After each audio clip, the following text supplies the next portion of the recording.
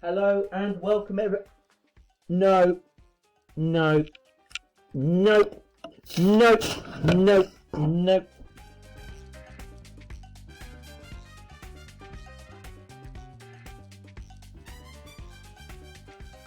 Okay, good. Right. Now that we're sorted, welcome to Photography Adventures with Mr. Solomon. This is our second use. Instead of a DSLR, we're going to look at a TLR. TLR. Tango, Lima, Romeo. Okay, and we have two cameras I'm going to show you today. The first being this rather nice ensign. So you're trying to work out what TLR could stand for. Okay, the easiest letter is probably the L. Most cameras have this somewhere on the front of the camera body. So what could the L be?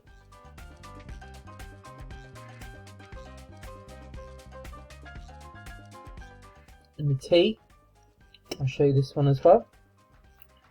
So the way to work out the T is to ask yourself, what's these two cameras have in common? Because they're quite different. What do they both have that we could describe using the letter T?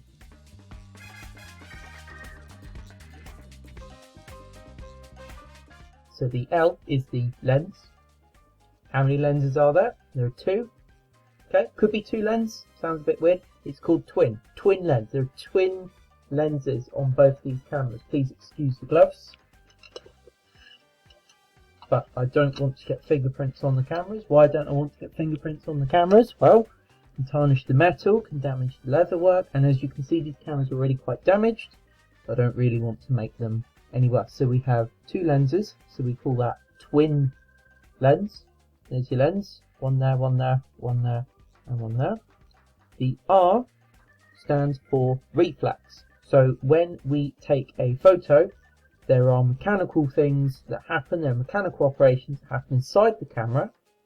You often hear a click or a winding sound maybe, and that is something happening inside the camera that allows it to take a photo. Okay, so we're going to start with this one here, so just put this one away. Okay, so this is a British camera, as we can see at the front. It says made in England. The model name is Ful-Vue. Okay, bit of a play on the words Ful-Vue, as in you can see everything in full.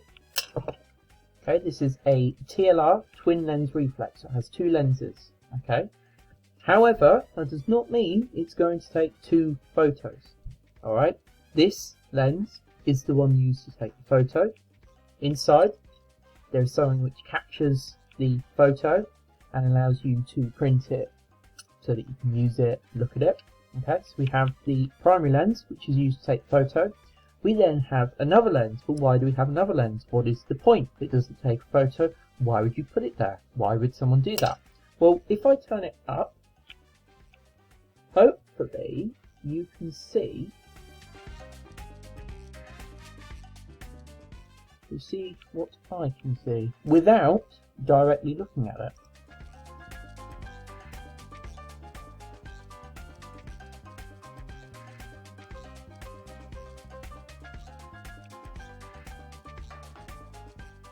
Okay, good. So, as you can see, we have Shrek. Even though you cannot see my screen, you can see him as clear as day. Okay? Think about a submarine.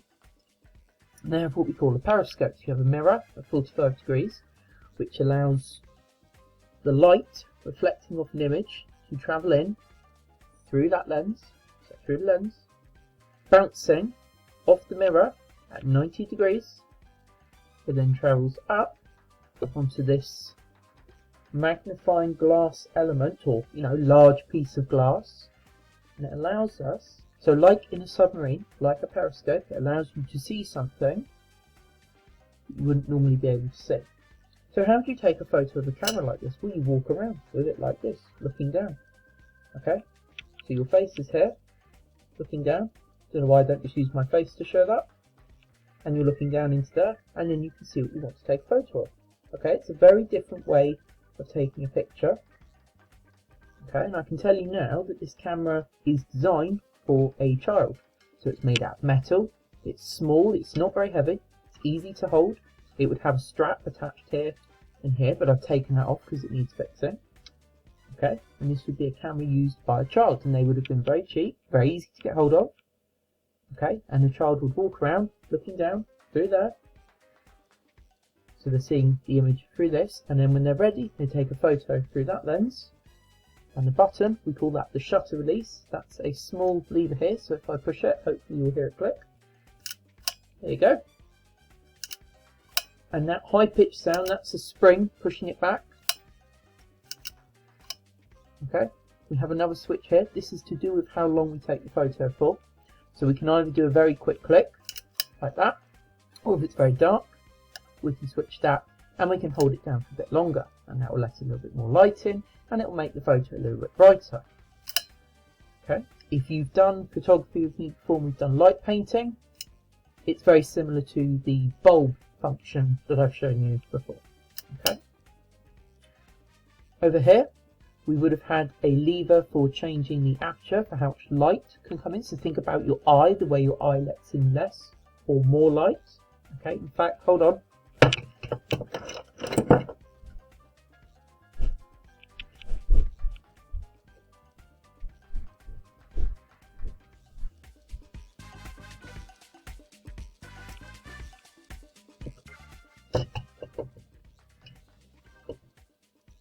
Okay, so this is aperture.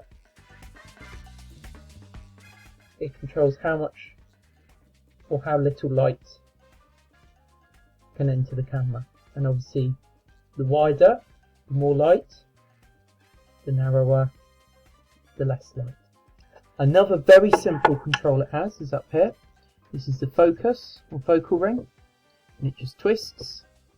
It's really hard to twist with these gloves. Okay. And it simply twists forwards and back. Okay, it has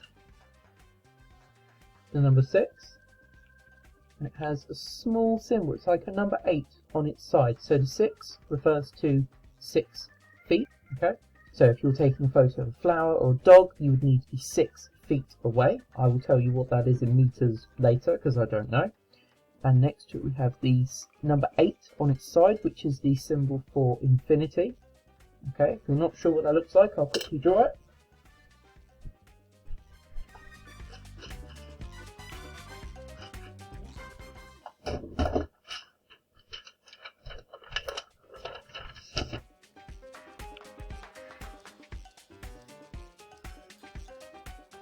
And it means forever and ever and ever. So if you switch it to that, never. So if you were taking photos of, say, a church in the distance, or the sky with clouds, or trees, or forest, and you wanted all of the image to be in focus, then you would put it on that setting. So again, it's very simple for a child. Do you want close up, 6 feet away, or do you want literally everything in the distance? Okay.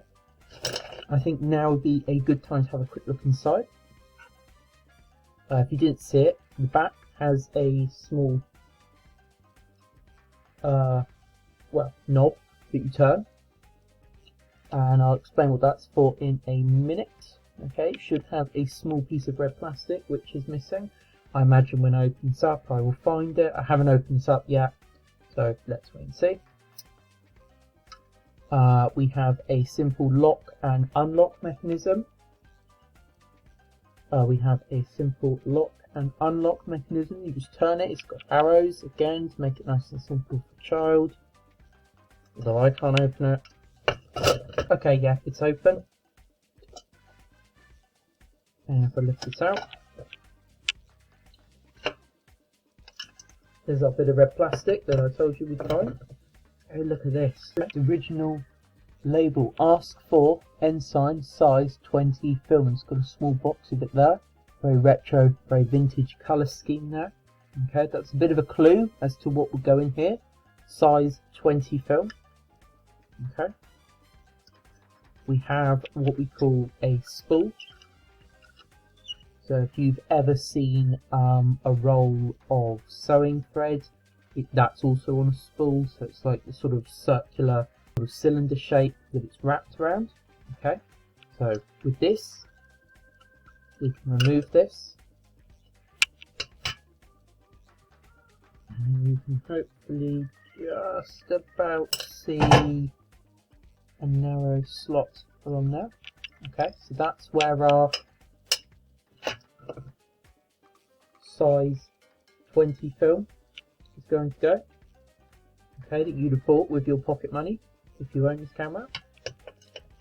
You'd be attaching that in there.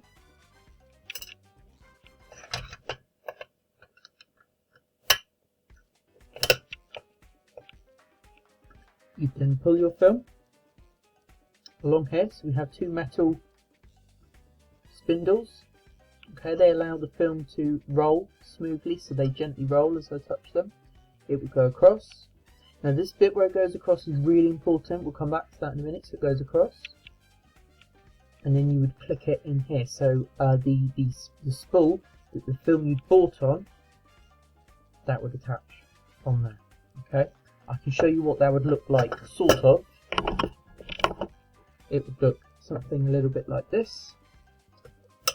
That would attach in. Okay, that would attach like that. The film would be going across here, down there, and connecting to this spool. Okay, and up here we have another silver knob which allows us to wind, twist, or turn like that, and that is what pulls the film from here across those silver spindles and onto that. Okay, this film unravels. I'm not going to do it now because this is one that I've used and I'd like to print it, so I can't show you it right now, but I might show you when I've printed it. Okay, you can fit 12 photos. Okay, so not very many. Your little child would have to choose very carefully. You can't just go out and go snap snap because they'd use all their photos. Okay, so they might go out and take maybe 3 photos or a couple of photos on a walk and try and spread it out over time. Okay, so 12 photos. And what happens if you wind it too far? Well, you waste your photos. You will only be able to fit maybe 10 or 8 or 6. Okay, and if you don't wind it enough, then you run the risk of well, overlapping your photos. So you might have a photo of a dog kind of mixed in with a photo of a cat, which would be a bit weird. Okay, so you wouldn't want to do that because guess what? This stuff probably wasn't cheap. Okay, right. So if it's so risky or so difficult to try and get it in the right, do you know? Well, remember I said to you about this area, and I also mentioned the small red plastic bit. Well, through this little plastic window, you would be able to see numbers printed on the side of this film. Okay? So this is where the child might go to the parent, or maybe they've practiced at home, and they know what the different numbers mean. It's a bit like a code. It tells you how far to wind it, it tells you when to stop, and it tells you how many photos you have left. Okay, so again, if I can buy another one of these, I will show you that because I know you'd like to see it. There might be one actually in here, so we will see in a minute. Okay, I will glue that back at some point. The silver knob here is so that you can close it, because what you don't want is that open all the time, because you run the risk of sunlight getting in, and we don't want the sunlight to get in because that is what is going to make the film turn grey or black. Okay, because remember, the only time we want light to come into our camera is when we press this, the shutter release, and when we are controlling how much light we do or don't want it to the camera. We don't want light everywhere.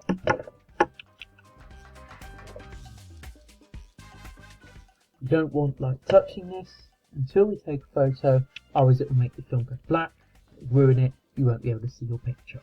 Okay? So if the child using this, it needs to be very careful never to unlock this unless they knew they had used all 12 photos, which they would know by looking through there and reading the code on the back. Okay, so that is the Ful-Vue ensign, made in England. Okay, I would say anywhere between 30s and 50s, this model. It would be easy to tell if I had the box or the instruction manual, but I don't. It didn't come with either of those things. It was very cheap. You can see there's lots of little things that I probably need to fix and repair as well. So when I've done that, I'll probably show you or bring it into school so that you can kind of have a look. Okay, cool. Mr. Solomon, welcome to his class. Today you're going to learn some photography, not economic geography. Take a seat. Make sure your work is not incomplete. Before you go in class, make sure your shoes are neat, just like Mr. Solomon's feet. Mr. Solomon.